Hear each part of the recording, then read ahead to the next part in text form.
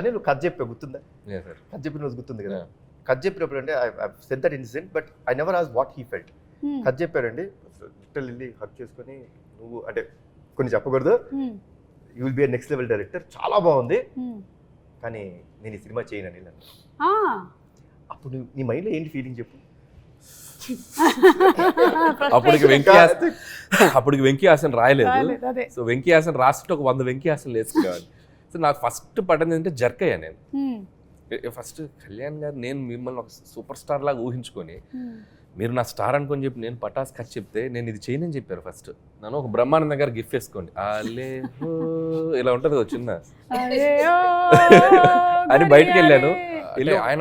ఆయన ఎందుకో ఫస్ట్ కథ విన్నప్పుడు ఇందాక ఆయన అన్నారు కదా, వీడు ఏదో ఈ ఇండస్ట్రీలో వీడు కొద్దిగా లాంగ్ టర్మ్ కనబడే డైరెక్టర్ ఒక ఫీలింగ్ ఆయన కనపడింది.